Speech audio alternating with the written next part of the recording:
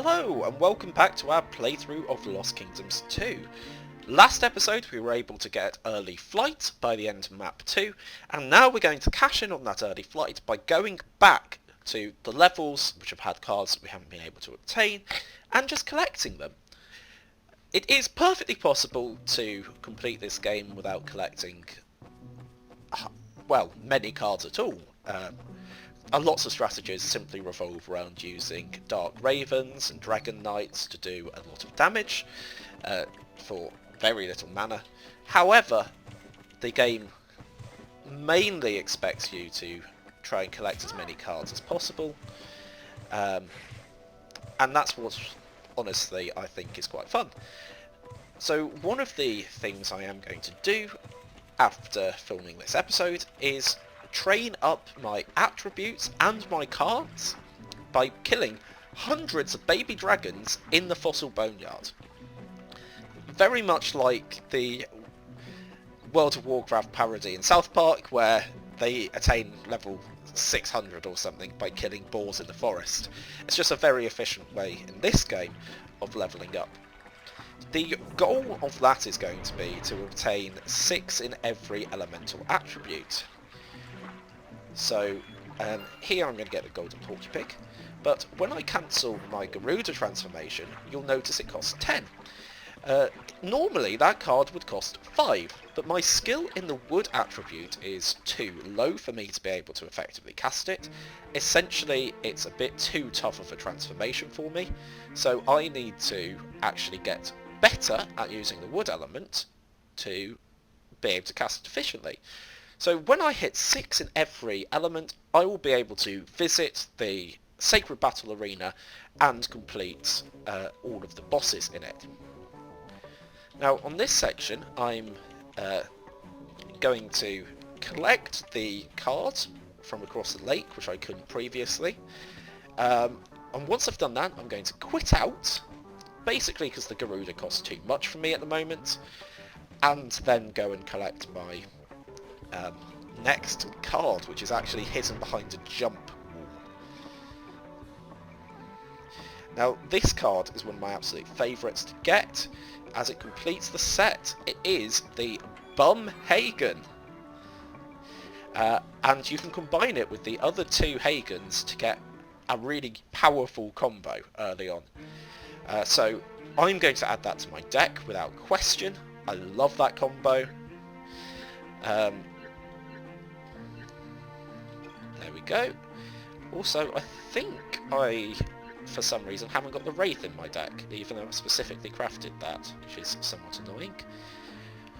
Might also pop in the Lamasu card, because, no, I won't.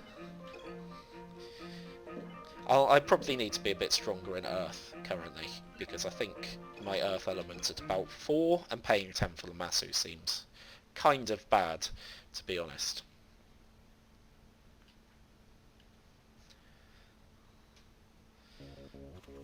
So this time I'm going to try and run around the opposite way. I've got the Hellhound I need. I'm going to try and dodge the Pixie. And I'm going to collect, as my mini goal, all 3 Hagens. However, the Sandworm is very tempting. I'll pick up this. I did come to see the ruins. I'm going to collect that. You know, you see the fairies and you're like, oh man, we've got to have that. Doesn't matter if you're capped. You just get greed for these fairies. Okay, so I've got all 3 Hagens and I have got my Hellhound. Here I'm immediately going to be attacked by the Sandworm. I want to avoid that if possible. Its attacks are good on our side, its attacks are good on the enemy side. So avoiding them as much as possible is good. Oh, that's not a good sound. Also, I keep messing up these jumps, that's quite annoying. Fortunately, the Hellhound is actually quite efficient in terms of having quite a long lifespan. Okay, there we go. That was way too much effort really for what should be quite a simple platforming exercise, but well. So over there I can see a strange Ismet Urber cultist. Now what I'm going to do first is collect this fairy. I did know that, thank you. I've played this game quite a lot, fairy, but honestly your help is appreciated. I'm going to go for the traditional boss fight setup of basically just having a good creature to run distraction and then some powerful summons here. He's probably going to try and cast Tumble Chick, and I'm going to try and hit him with the Shrek combo. Let's go! Boom! 109 damage. My skeleton is not having a good time. Now, these Ismet Urber cultists use the Sandworm a lot. I don't blame them, it's a really good card. However, it is somewhat intimidating.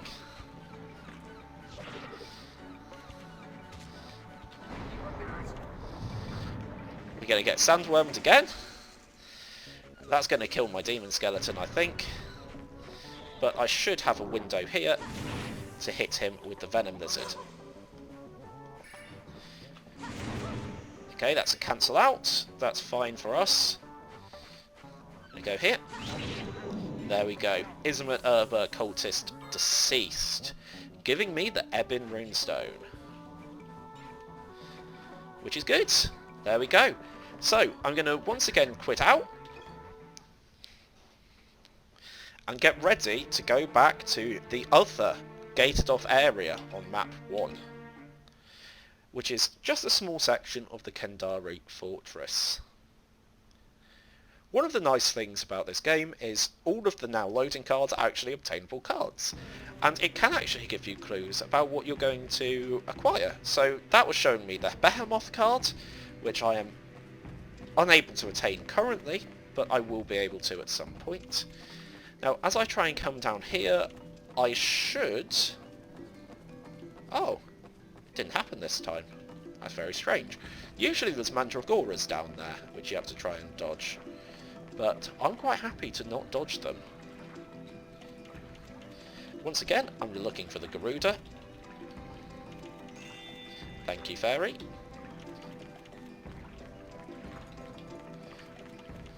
Because there's a card over there that's actually quite a fun one to get. It's one that I probably won't be able to really put into my deck, but if I could, I would.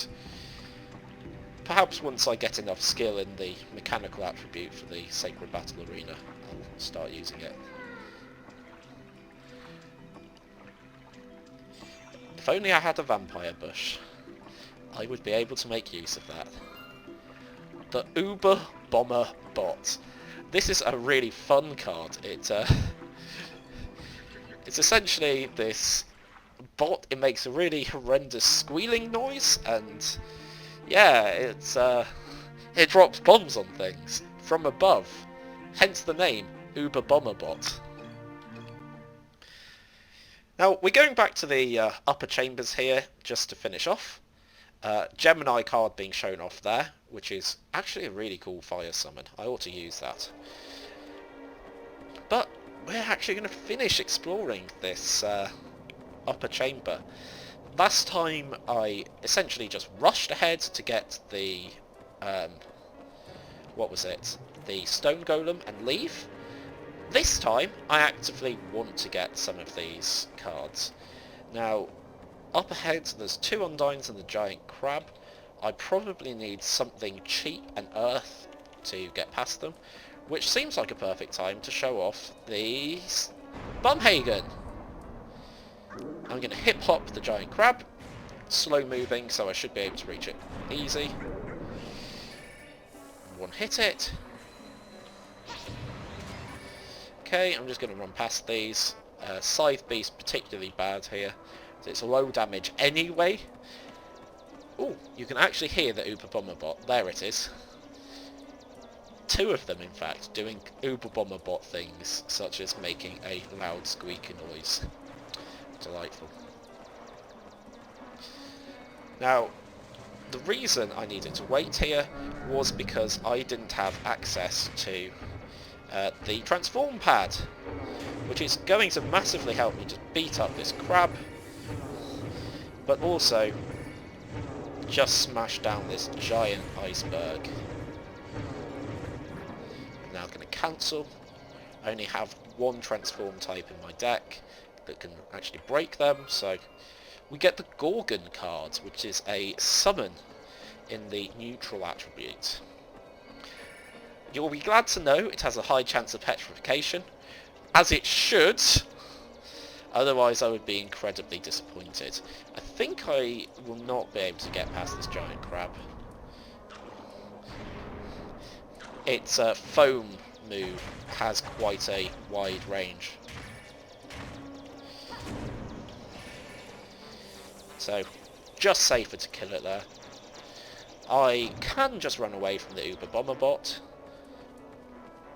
Fortunately, they pause before they decide to actually attack, which can be quite helpful. There's too much water here.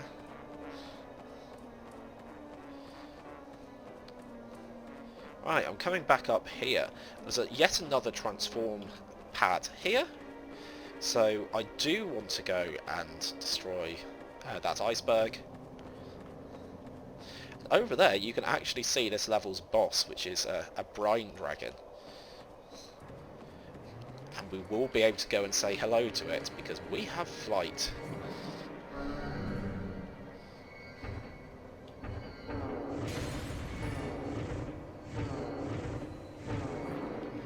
There we go. A land shark. Now, I don't need the transform card any longer. I'm quite happy to have the Draconid in my hand. And I can actually use the ghoul here to get a little bit of profit on my magic stones. So I should. This seems like quite a decent hand. I will be saving the sandworm for use against the brine dragon.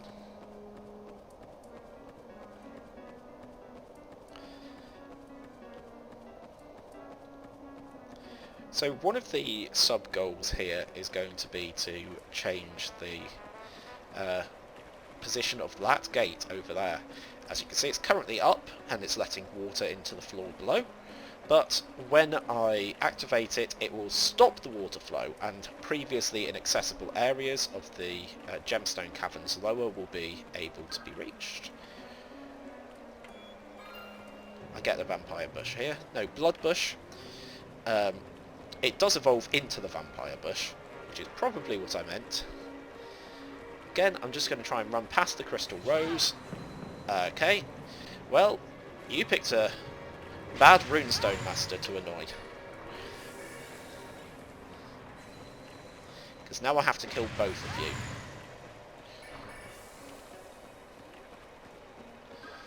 Collect this. For the Undying card. Really good card actually, helps water strategies quite a lot.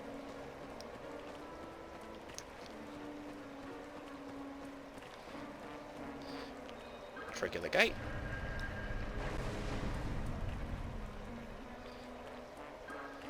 Very useful. Now to try to collect some good cards for use. I need the Garuda, unfortunately. The Wraith won't give me class advantage. I'm really looking for some better things than that. Do want the skeleton, and I'll take the elephant because I haven't made much use of the elephant yet. They are good, especially in terms of recycling. Where's that red fairy gone? There we go. There's something really bad in these caverns. Well, yes. It is possibly the giant scary god that I killed a few episodes ago. Right, I have a decent amount of magic stones here. Ah, Baba Yaga. That's another flying transform.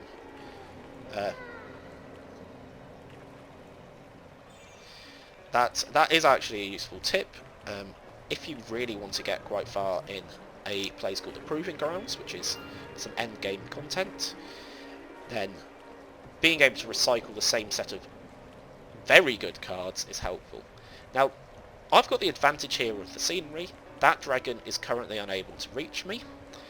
I've also picked up the Witchelette, which is actually a very interesting independent. It either does nothing or a very powerful attack, but it evolves into some of the best cards in the game, so very worthwhile having. The dragon does a lot of damage. It entirely just one-shot my skeleton, which was unanticipated. But I get to do a lot of damage to it. Oh man, this has not gone to plan. I'll need these magic stones if I'm not going to die, and I'm going to have to just try and earth stomp this to death. There we go. Quite messy, unfortunately, but that is the upper caverns done once again. I think there's a fairy around here. Hidden in one of these. Ah well, maybe not.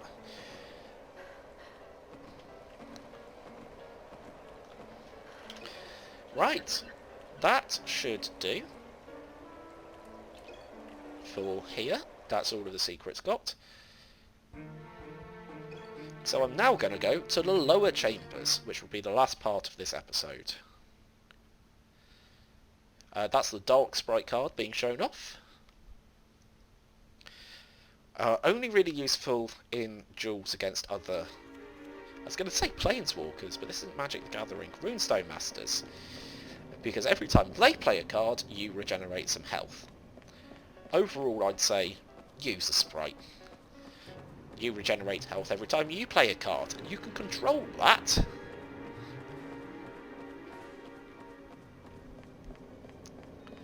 So we just do the long run through this section, try and avoid all of these wooblies that are going to try and kill me.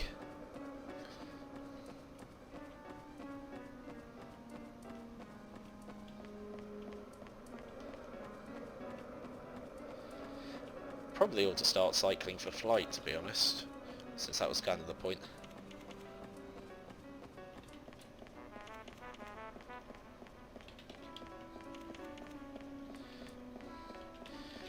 It would be really nice to have a transform that made me just run significantly faster, because as you can see these are empty. There's not even the Flayer spawns. Well, until now. Right. That's the Wraith. It's quite tricky to use. It hits things in an arc fairly far in front of it. So in order to do it, you have to actually know how to use the card. 50-50 success rate. It tends to be very good on large bosses, to be honest, because they tend not to move very fast. Oh, this is a lot of Yowers.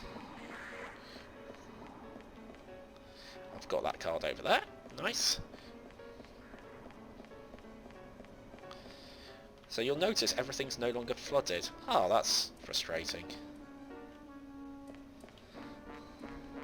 It needed to be flooded. I'll probably go and get that off camera. It's not a hugely important card. I think it's the Maelstrom, which isn't hugely useful.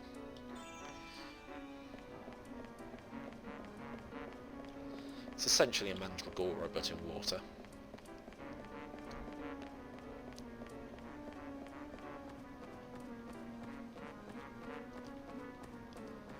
Oh, as a side note, my skill in wood has now got to the point where my Garuda costs the correct amount.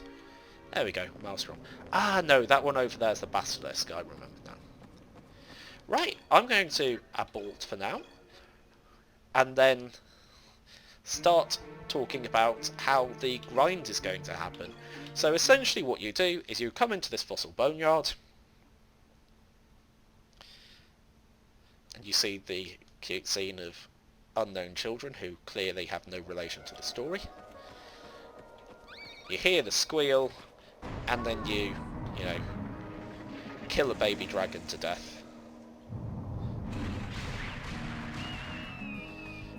And it dies, and then there's immediately another baby dragon, hence why you grind here. But that will do it for today's episode. So I hope you've enjoyed watching The Point of Early Flight.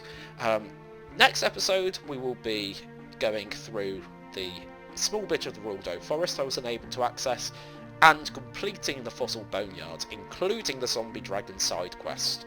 So, thank you for watching, I've been Sisters Lizards, and until next episode, have a lovely time.